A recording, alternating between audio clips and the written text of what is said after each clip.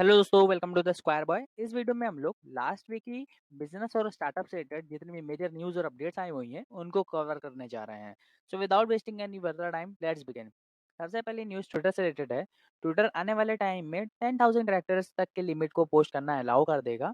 Long form जिसको आप tweets बोल सकते हैं, अभी तक ब्लू टिक्स वालों को 4,000 कैरेक्टर तक की लिमिट को उनके प्लेटफॉर्म में अनाउंस कर दिया था। ये लास्ट मंथ की अनाउंसमेंट आई हुई थी और अभी रिसेंट में अनाउंसमेंट जो आई वो 10,000 कैरेक्टर तक की लिमिट यूजर्स पोस्ट कर सकेंगे, ऐसी आई हुई है।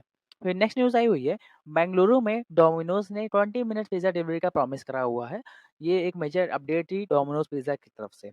फिर next news Disney plus Hotstar से रिलेटेड है। एचबीओ ने डिज़नी प्लस हॉटस्टार से अपने कंटेंट को हटा लिया हुआ है। इसका मेन रीज़न एक्चुअली में था डिज़नी प्लस हॉट के खर्चों को डाउन करने के लिए उन्होंने अपने उससे कई सारे लोगों को निकाला भी है और उसकी वजह से कई सारे अदर चैनल्स को रिमूव भी करा हुआ है। इसकी वजह से आप डिज़नी प्लस हॉटस्टार में अगर गेम ऑफ थ्रोन्स और लास्ट ऑफ अस ऐसी चीज़ें देखना चाह रहे थे जो एचबीओ का कंटेंट था, वो आने वाले टाइम में 31 मार्च से आपको अब देखने को नहीं मिला करेगा। नेक्स्ट न्यूज़ हिंदुस्तान यूनिलीवर से रिलेटेड है।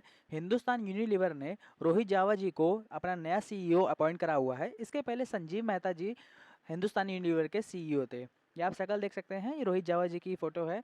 हिंदुस्तान यूनिलीवर आप अगर जानते हो, शायद आपके घर के आसपास में जितने भी शॉप्स हैं उसमें मेजॉरिटी ऑफ आइटम जो बेचा जा रहा है वो हिंदुस्तान यूनिलीवर का ही बेचा जा रहा होता है। इवन इंडिया में सबसे ज़्यादा लार्जेस्ट नेटवर्क किसी कंपनी का इस समय पे है तो हिंदुस्तान यूनिलीवर का ही है। और रोहित जावा जी अपनी पोजीशन को 27 जून 2023 से लीड करना शुरू करेंगे। नेक्स्ट न्यूज़ है, टाटा टेक्नोलॉजीज ने आईपीओ के लिए अपने पेपर फाइल करे हुए सेबी के साथ। 20 साल के बाद लगभग ये किसी नई कंपनी का टाटा की कंपनीज में से आईपीओ आ रहा है। इसके पहले टीसीएस कंपनी का 2004 में आईपीओ आया हुआ था। ये Tata technologies company Tata Motors की एक सब्सिडरी कंपनी है। Tata Motors Tata technologies company के 74.42% स्टेक को अभी एक्वायर करके रखता है। ऐसा एनुअल रिपोर्ट 2022 की रिपोर्ट्स में ये बात की जानकारी मिली हुई थी। इसके पहले एक न्यूज़ ये भी आई हुई थी, आपने शायद सुना भी होगा कि टाटा प्ले फर्स्ट आईपीओ होगा टीसीएस के बाद 2004 के बाद। तो आप क्वेश्चन आपके मन में आ रहा होगा कि टाटा टेक्नोलॉजीज है या फिर टाटा प्ले है, कौन सा है? तो इसका क्वेश्चन बहुत सिंपल है। टाटा प्ले ने भी पेपर्स फाइल करे हुए हैं और टाटा टेक्नोलॉजीज ने भी फाइल करे हुए हैं। जो पहले लिस्ट हो जाएगा वो पहली कंपनी हो जाएगी। हो सकता है टाटा टेक्नोलॉजीज का पहले पेपर फाइलिंग सारी चीज़ें क्लियर हो जाए क्योंकि ड्राफ्ट पेपर इन्होंने आईपीओ के फाइल कर दिए हैं। हो ये भी सकता है कि टाटा प्ले पहले से लिस्ट हो जाए। मोस्ट प्रोबेबली क्या हो सकता है, टाटा टेक्नोलॉजीज के ज़्यादा चांसेस लग रहे हैं क्योंकि 74% के स्टेक केवल टाटा मोटर्स के हैं, लेकिन टाटा प्ले में टाटा के स्टेक्स कम है, कुछ डिज्नी के स्टेक्स हैं। इस वजह से थोड़ी सी प्रॉब्लम आ सकती है उनमें, इस वजह से थोड़ा डिले भी हो रहा होगा। Most probably it's just a guess, ऐसा कोई श्योरिटी नहीं है। बात करते हैं टाटा की और कुछ जो कंपनी लिस्टेड है उनकी क्या पोजीशंस थी उस टाइम पे जब इन्होंने आईपीओ लॉन्च करा हुआ था। टाइटन कंपनी टाटा की सबसे पुरानी कंपनी है जिसने लिस्ट करा हुआ था अपना आईपीओ मार्केट में। और इस समय पे उस मार्केट कैप की बात करें तो 2,11,000 करोड़ लगभग चल रहा है और इसका मार्केट प्राइस जो चल रहा है 2,376 रुपये चल रहा है। और ये टाइटन कंपनी ने 1988 में मार्केट में लिस्ट करी हुई थी और उस समय पे इनकी कंपनी ओवर सब्सक्राइब्ड हुई थी 13 टाइम्स। और उसके अलावा 2004 में टीसीएस कंपनी ने अपना आईपीओ लिस्ट करा हुआ था और इस टाइम पे $150 बिलियन की वैल्यूएशन इनकी हो चुकी है। और अगस्त 2004 में इनकी मार्केट में लिस्टिंग हुई थी, तब इनका आईपीओ भी 10 टाइम्स मोर सब्सक्राइब हुआ था, ओवर सब्सक्राइब हुआ था। नेक्स्ट न्यूज़ गौतम अडानी जी से रिलेटेड है। रिपोर्ट्स का ऐसा कहना है कि आने वाले समय में गौतम अडानी जी सीमेंट इंडस्ट्री का कुछ स्टेक अपना बेच देंगे और $450 मिलियन को रेस करेंगे। ये रेस करने का मेन एम उनका डेट को रिड्यूस करना है, जो हिंडनबर्ग रिसर्च के द्वारा ब्लेम लगाया गया था अडानी ग्रुप के ऊपर, जिसकी वजह से इन्वेस्टर्स का काफ़ी भरोसा टूट गया है। उस भरोसे को रिगेन करना चाहते हैं, जिसकी वजह से ये 4 से 5% के स्टेक अपने अंबुजा सीमेंट से शायद बेच सकते हैं इंटरनेशनल लेंडर्स को।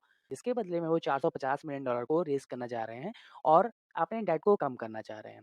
आज की डेट में अंबुजा सीमेंट का प्राइस 378 रुपीज़ चल रहा है।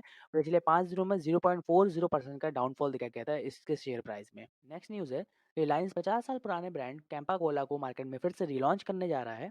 एक्चुअली में ये लास्ट ईयर अगस्त 2022 में न्यूज़ आई हुई थी कि रिलायंस ने कैंपा ब्रांड को प्योर ड्रिंक्स ग्रुप का नाम की कंपनी से एक्वायर कर लिया है 22 करोड़ रुपए की डील में। और उसी के टाइम पे एक न्यूज़ ये भी आई थी, इन्होंने सॉफ्ट ड्रिंक ब्रांड एक सोसी को भी एक्वायर करा हुआ था।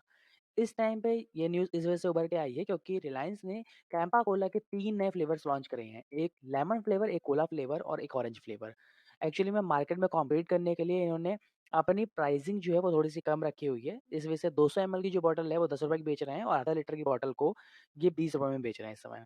शुरुआत में इनकी प्लानिंग है कि तेलंगाना और आंध्र प्रदेश में ये केवल रोल आउट करेंगे इन सारी चीज़ों को। बाकी मार्केट का फीडबैक जैसा रहेगा उस अकॉर्डिंग आगे एक्सपैंड करने का प्लान कर रहे हैं।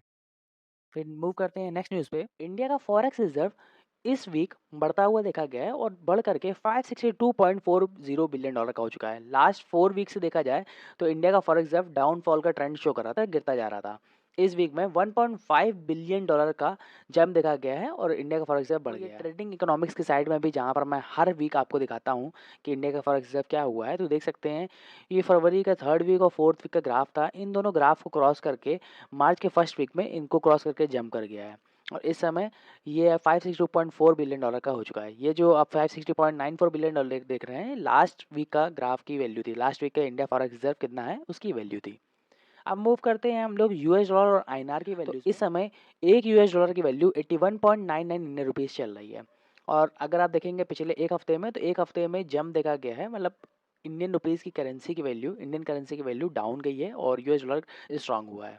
अब बात करते हैं हम लोग फोर्ब्स की लिस्ट के बारे में। वर्ल्ड के रिचेस्ट पर्सन की लिस्ट होती है, तो इस समय first position Bernard Arnault and family ने बनाई हुई है और लास्ट डे, जो कि फ्राइडे की बात कर रहा हूँ, $670 मिलियन का इनको लॉस हुआ है। सेकंड पोजीशन इलॉन मस्क ने बनाई हुई है, थर्ड में जेफ बेजोस, फोर्थ में लैरी एलिसन आए हैं जो कि ओरेकल के फाउंडर हैं, फिफ्थ में वॉरेन बफेट, सिक्स में बिल गेट्स, सेवन्थ में माइकल ब्लूमबर्ग, एट्थ में Carlos Slim Helu and family आए हुए हैं और नाइन्थ में मुकेश अंबानी आए हुए हैं, ये इंडियन है।